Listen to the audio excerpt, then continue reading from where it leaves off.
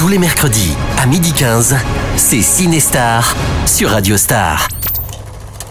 Bonjour à tous et bienvenue dans Cinestar, votre émission cinéma sur Radio Star. Je suis Kevin et j'ai avec moi aujourd'hui Lucille. Bonjour. Et Salim. Bonjour à tous. Comme la semaine dernière, nous sommes membres de l'association cinéphile marseillaise Le Poulpe Savant et nous allons évoquer ensemble l'actualité cinéma de la semaine en commençant par les sorties. La grosse sortie de ce mercredi, c'est bien entendu Civil War, le film que j'attendais le plus, je pense, depuis ce début d'année. Alors, comme son nom l'indique, eh bien, c'est la guerre civile dans une Amérique fracturée. Un conflit armé violent éclate entre deux camps qui semblent irréconciliables. Un groupe de journalistes accros à l'adrénaline du champ de bataille tente de rallier Washington à New York pour interviewer le président. Civil War nous donne à voir des images de guerre hyper crues en pleine ville, en plein Manhattan, avec la possible réélection de Donald Trump cette année. Est-ce que c'est une bonne idée de sortir ce film aujourd'hui, Salim ? Le film a été est très anticipé justement pour ces questions-là, parce qu'il est prévu qu'il soit clivant politiquement, simplement de par son propos, hein, parce que comme tu as dit dans le synopsis, voilà, il y a tous les éléments pour avoir un film qui est politiquement problématique, et en plus, en contexte électoral, dans des élections qui sont extrêmement tendues, on comprend pourquoi tout de suite les gens sont sur les nerfs, rien qu'à l'évocation de ce film-là d'Alex Garland.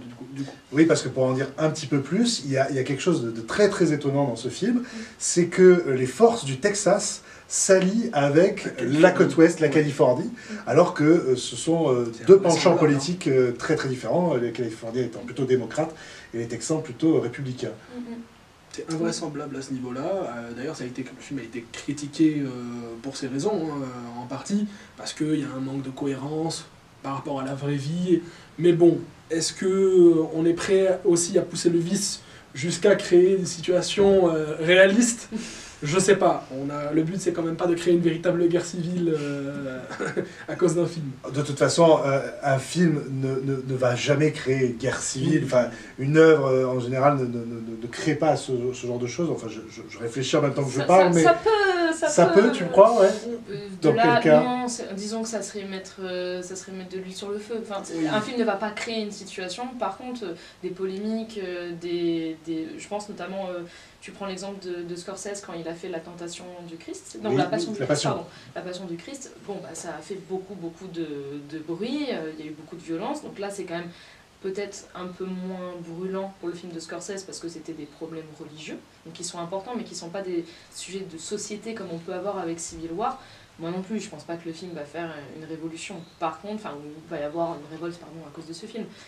Après, oui, que ça mette le feu aux poudres, peut-être, mais ça sera pas la faute du film, attention. Exactement, voilà, c'est ça. Un film ne crée jamais réellement de changement dans le réel, quoi. Comme on l'a précisé, c'est dû avant tout au contexte politique extrêmement tendu aux États-Unis en ce moment. C'est ça, à l'heure des réseaux sociaux qui alimentent les extrêmes, qui divisent aujourd'hui plus que jamais.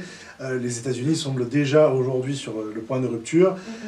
C'est un film que beaucoup d'Américains et plus largement beaucoup d'Occidentaux dont je faisais partie, hein, vont considérer comme violent. Est-ce que, selon vous, la représentation de la violence au cinéma est nécessaire ? Est-ce que c'est intéressant ? Alors, je t'entends sourire, mais pourquoi ? Éternel débat. Oui. Voilà pourquoi éternel débat. Je pense qu'on a déjà eu plus d'une fois. Il y a la même chose avec la sexualité ou avec la nudité des corps.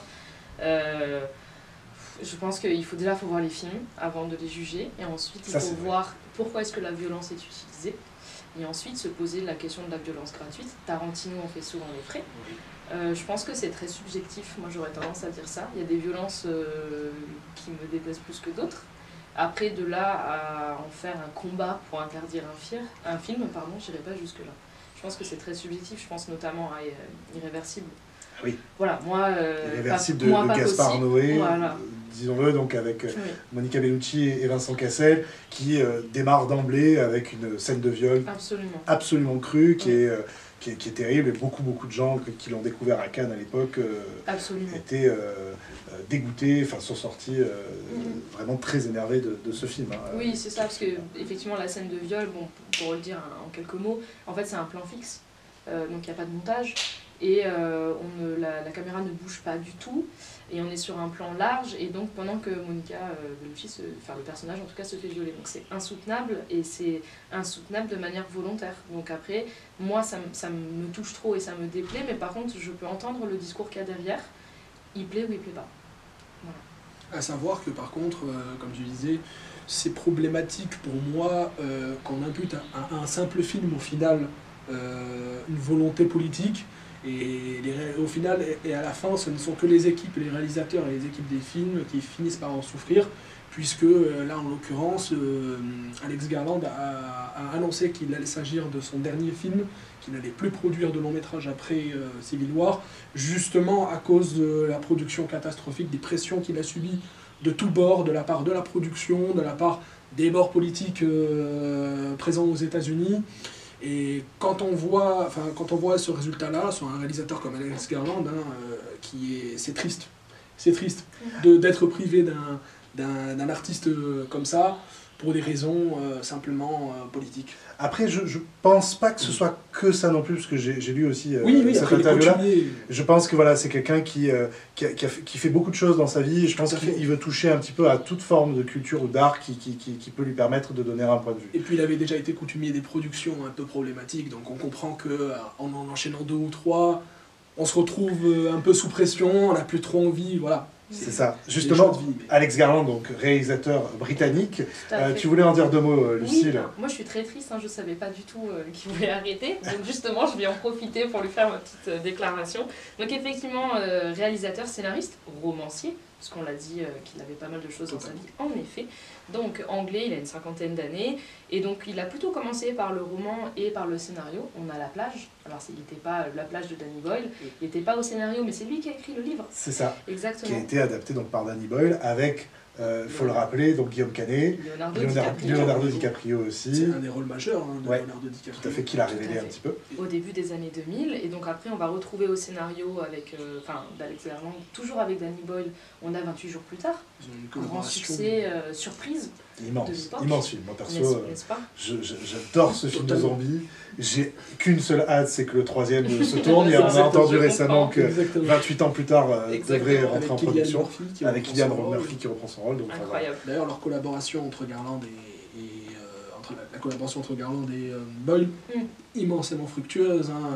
Pour les deux, c'est ce qui les a mis tous les deux presque sur l'avant de la scène. Donc. Oui, il y a Sunshine aussi, quelques années plus tard, qui a effectivement donné encore plus de notoriété à ce duo d'artistes.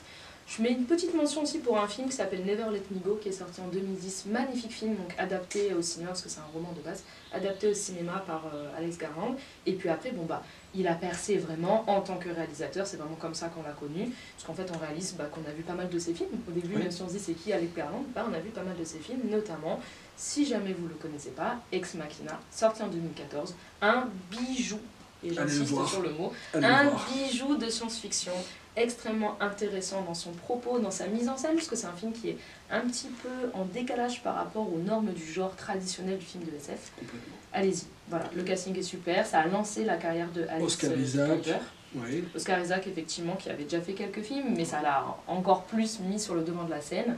Super film. Et Domhnall Gleeson aussi, qu'on a vu plus tard dans les Star Wars, dans le rôle du général Hux, entre autres, mais qui est connu aussi pour notamment un rôle dans Black Mirror, qu'il avait fait découvrir, et puis aussi dans, il me semble, le film qui avait été réalisé par Angelina Jolie, et qui parlait de 2 soldats perdus en mer pendant la Seconde Guerre mondiale, en mer japonaise. Oui, c'était ça.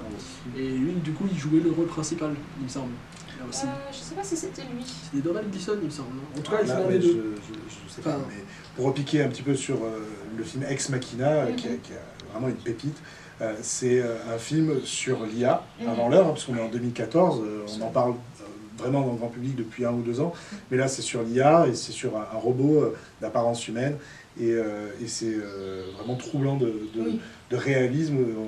Je pense que dans 20 ou 30 ans on y sera. J'ai entendu dire d'ailleurs très récemment que Apple pensait à développer des robots de maison Donc c'est plus de la dystopie en fait, hein.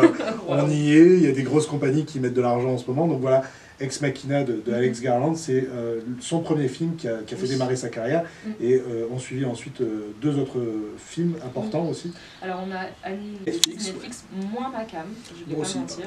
Avec Nathalie Portman. Oui absolument, ça m'a vraiment touchée, et ensuite il me semble qu'il a travaillé sur une série qui s'appelle Deads, que je ne connais pas pour le coup. Et puis son dernier film en date était Men. Exactement. Qui a rencontré un peu plus de succès que Annihilation. Oui, qui est... Oui, encore que ça a été quand même très confidentiel quand même comme succès, mais moi je l'ai raté, mais j'ai vraiment très envie de rattraper Men, où c'est l'histoire d'une femme qui, Jessie Buckley, hein, l'actrice Jessie Buckley, qui a subi la mort de son compagnon, et elle va se faire une petite retraite à la campagne, et en fait tous les hommes autour d'elle ont exactement la même gueule, et c'est hyper flippant. C'est incroyable. Et voilà, visuellement, en tout cas, c'est impressionnant. Visuellement, ça a l'air vraiment impressionnant, et c'est un film qui a beaucoup clivé. Comme ici, Civil War, je suis sûr, va beaucoup cliver, nous spectateurs, va faire débattre donc sur les réseaux sociaux, j'espère le plus pacifiquement possible, et qu'on puisse comprendre les points de vue des uns et des autres. Mais c'est bien d'avoir un film comme ça qui porte des sujets importants et très intéressants.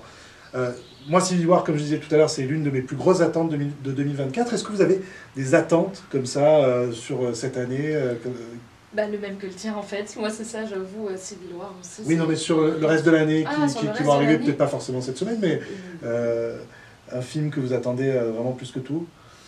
Honnêtement, il y en a pas mal qui vont arriver. Je ne saurais pas, là comme ça tout de suite, je ne saurais pas donner un que j'attends plus qu'un autre. Allez, une série, tu peux. Oui, on peut. The Boys. Oui, The Boys, la saison 4. Puisque tu parles de The Boys d'ailleurs, le même mois, quasiment à 4 jours près, on a la saison 3 de The Bear qui sort. Et aussi en même temps, mince, j'ai oublié. House of Dragon. Oui, voilà, House of Dragon. Dans le même laps de temps que les deux autres séries. Tout cet été, ça, c'est ça? Un mois extrêmement chargé, dans le même mois, là, dans le mois prochain, je crois. House of Dragon, c'est plutôt en août, il me semble, non? Non. C'est en juin? Alors, les 3 séries sortent le même. Oh là là, on va avoir un début d'été qui va être fantastique, mais on va pouvoir s'enfermer devant la télé le soir jusqu'à 2h du matin, ça va être parfait. Moi, j'ai une attente de cinéma incroyable, moi c'est Furiosa, j'attends qu'une chose, c'est de découvrir. Je suis désolé, voilà, moi c'est... on va dire que moi aussi alors. Alors voilà, exactement. Autre film de cette semaine, donc de ce mercredi 17 avril, c'est Borgo, un film qui se passe en Corse. Donc on est très loin des comédies inestimables ou l'enquête corse. Hein. Ici c'est un drame policier où une surveillante pénitentiaire qui s'installe en Corse avec sa famille. Son intégration en prison est facilitée par un jeune détenu qui, une fois libéré, va reprendre contact avec elle pour lui demander un service. Voilà, je ne vous en dis pas beaucoup plus. Asia Herzi, qui est une actrice marseillaise, j'ai lu qu'elle était née à Manosque, mais bon, elle a passé quand même plus longtemps de sa vie ici à Marseille, qui avait remporté le César du meilleur espoir féminin pour La Graine et le Mulet en 2008, joue ici le rôle principal de cette jeune surveillante pénitentiaire. Est-ce que c'est un film qui vous tente un petit peu comme ça? Je me tourne encore vers toi, Salim, mais je sais que c'est un film français, mais là, comme ça, regarde. Alors juste là, au pitch. Alors là, en l'occurrence, ça parle quand même de l'administration pénitentiaire. C'est un sujet qui est pas polémique en France, mais un peu quand même, toujours quand on a un film. Moi, ça me rappelle le Prophète d'Audiard, qui était sorti il y a plus de 10 ans, je crois. Tu avais aimé le Prophète d'Audiard? Oui, j'avais assez aimé quand même, parce que voilà, c'est Audiard. C'est Audiard. On y arrive. Au fur et à mesure, on va trouver des films français que tu aimes. Exactement. Et donc, moi, ça me rappelle toujours, quand j'en vois le film de prison, ça me rappelle toujours typiquement le Prophète. Voilà. Et puis, malheureusement, après, sur le reste, c'est pas trop ma carte, en effet. Bon. Et toi, Lucille? Je sais pas si tu veux le voir. Plus partagé. En fait, moi, ça pourrait typiquement être ma cam. C'est effectivement, en plus, j'aime beaucoup l'actrice. Il se trouve que j'ai un petit attachement avec Borgo, parce que une partie de ma famille vient de Borgo, qui est un petit village de Corse, donc c'était improbable qu'il y ait un film qui se passe là-bas. Ah oui, là, si tu veux bien t'entendre avec ta famille... Absolument, donc ça me donne envie. C'est vrai que le film change un peu. Effectivement, une surveillante pénitentiaire, c'est quand même un peu moins commun, et on a envie de voir des histoires un peu moins communes. Je vais regretter un truc qu'on voit souvent, si c'est à Marseille ou si c'est en Corse, si ça parle pas de tourisme, ça parle de bandits. Et c'est vrai que c'est un peu dommage. C'est le petit truc qui va un peu me chafouiner avant d'aller voir ce film, mais je pense quand même que je vais me laisser tenter. Ok, c'est un film, oui, c'est vrai que c'est un petit peu facile, mais Un voilà, peu convenu. c'est en tout cas un film sur lequel on y jettera un œil quand même. Autre film, moi c'est aussi une bonne attente et c'est une bonne surprise aussi qui sort en salle parce que c'était pas forcément sa destinée au départ. C'est Monkey Man Oui. de et avec Dev Patel. Dev Patel, c'est celui qui joue dans Slumdog Millionnaire. Entre hein, autres, et qu'on a vu entre plus autres. récemment dans The Green Knight de David Lowery. Tout à fait, qui était sorti directement sur Prime, il me semble, au moment du confinement. Moi, je l'ai aussi beaucoup apprécié dans Lyon. Adoré. Dans Lyon. J'ai cru que tu allais dire Skins, parce que pour moi c'est le jeu de Oui, Skins. Oui, totalement. Il y a aussi évidemment le jeu Dev dans Patel Skins squatte les écrans depuis longtemps. depuis très longtemps. Et en fait, on ne connaît pas forcément son Oui. nom, mais c'est un acteur, en tout cas, à chaque fois que je le vois dans un rôle, je le trouve très investi. Et là, il s'est beaucoup plus qu'investi, puisque c'est un film qui lui a pris 8 ans à écrire et à monter et à réaliser Et à derrière. faire financer aussi. Hein. Et à faire financer, voilà. C'est un film, c'est un John Wick un peu à la sauce indienne. Ça bastonne à tout va, ça cartonne. Moi, ça me donne bien envie d'y aller. C'est son Est-ce- premier film d'ailleurs. C'est son premier film aussi. Lucie, est-ce que tu aimes bien les films de baston comme ça? Alors, je suis un peu difficile, mais je dois reconnaître que ta punchline à la sauce indienne, de John Wick à la sauce indienne, me donne très envie d'aller Ouais. voir ce film. Bon, Donc, non, puis effectivement, j'ai beaucoup de sympathie, comme vous deux, pour Dev Patel. Et puis les films d'action, c'est vrai que je peux être un petit peu plus difficile sur le genre, mais en l'occurrence, celui-là, il m'a bien donné envie. ouais. Et toi, Salim? Ah, pareillement, hein, complètement convaincu par la bande-annonce. Dev Patel, les acteurs de soutien aussi, sont des seconds couteaux qu'on a déjà vus un peu partout. Je pense qu'on a affaire à un bon film. Et d'après les premiers retours, il s'agit d'un très bon film. Ah, Donc je suis content pour Dev Patel et j'espère qu'il s'agit d'un début de carrière fort prometteur. ouais, on l'espère, en tout cas, on lui souhaite. C'est un film qui, comme je disais tout à l'heure, voilà, n'aurait pas dû sortir au cinéma dans un premier temps, mais sur Netflix. Et il a finalement été repéré par Jordan Peele, en tout cas l'équipe de production de Jordan Peele, qui a produit, qui a mis de l'argent dans la boîte de production et qui a permis de sortir ce film en salle. Donc on est très heureux. Donc Et on c'est en remercie. un gage de qualité supplémentaire pour Monkey Man. Dernière sortie, ou en tout cas plutôt ressortie, dont on voulait parler aujourd'hui, c'est un film de Wong Kar-wai, Les Cendres du Temps. Tu voulais en dire un mot, Salim? Il y a un sourire gros comme Tu- tout ça se sur voit, mon visage. ça se voit. Donc on parle de Wong Kar-wai, c'est très bien. Donc comme je disais, Les Cendres du Temps, c'est un film qui est originellement sorti en 1994. Malheureusement, il n'avait pas eu une distribution excellente, voire pas de distribution du tout en dehors de Hong Kong. Donc la ressortie, c'est vraiment une aubaine pour tous les cinéphiles amateurs de cinéma asiatique, hongkongais. Voilà, donc c'est une véritable aubaine. On a la chance d'avoir cette petite perle de Wong Kar-wai du coup en 4K. Et quand on connaît remasterisé en 4K, et quand on connaît la qualité de la cinématographie, des images, des environnements à couper le souffle, des plans que peut nous fournir Wong Kar-wai, on ne peut que s'incliner et aller voir le film. Allez voir le film. Et de quoi parlent Les Cendres du Temps, en quelques mots? Donc le synopsis, ça se passe durant la période de la dynastie Tang en Chine, et nous sommes dans le désert chinois du coup, et nous suivons Feng, une espèce de... au début, il travaille pour l'État chinois. Alors je ne connais plus exactement le terme pour définir un employé de l'État chinois à cette époque-là, un dignitaire, on va dire, voilà. Et puis, de fil en aiguille, il se retrouve à embrigader dans une histoire d'amour avec une femme qu'il aime et qui va se retrouver à devoir renoncer à elle. Thématique toujours très présente dans le cinéma de Wong Kar-wai, l'amour, le renoncement à l'amour, les amours impossibles, tout ça. Et puis, il se retrouve dans le désert chinois à tenir une auberge, et petit à petit, il va à nouveau avoir affaire à cette femme-là qu'il a aimée, à laquelle il a dû renoncer. Je ne vous dis pas pourquoi, mais voilà. Vous l'allez voir. Écoutez, voilà, ressorti 4K, donc Les Cendres du Temps de Wong Kar-wai, qui est un film des années 90 qui ressort aujourd'hui, ce 17 avril 2024. Parce qu'on a quand même beaucoup parlé de baston, je vous propose pour terminer ce podcast un petit quiz baston. Vous savez, 3 questions. L'idée c'est d'avoir le plus de points. Première question, on connaît les 2 premières règles de Fight Club. Hein, il est interdit de parler du Fight Club. Mais c'est quoi la troisième? Il est interdit de parler du Fight Club. Oui, Totalement. mais c'est quoi la troisième? Non, c'est pas celle-là. Eh non, ça aurait été trop facile si la réponse était dans la question. La troisième, c'est... Je suis supposée savoir, je suis un scandale. Oh Je là vais me là. faire charrier par tout le monde parce que j'adore David En plus, c'est Fincher. toi qui voulais parler de Fight Club à la Mais personne, donc. oui, Oui, parce qu'on va en parler attends. très bientôt, puisque ce sera La une troisième, séance... c'est pas tu dois enlever tes alliances. S'il y en a un qui s'arrête, qui tape au sol, le combat s'arrête. Oui, c'est un peu ça. En fait, si Oh là quelqu'un là. crie stop, ou que quelqu'un s'écroule ou n'en peut plus, le combat est terminé. Voilà, Je vais me c'est faire ça. Mais charrier à vie. tu l'as, on va dire que tu l'as eu. C'était l'occasion de vous dire que voilà, Fight Club sera projeté à l'Arplex dans le cadre du festival Plan Culte que nous animons. Tout à fait. Donc ce sera le 30 avril. 30 avril.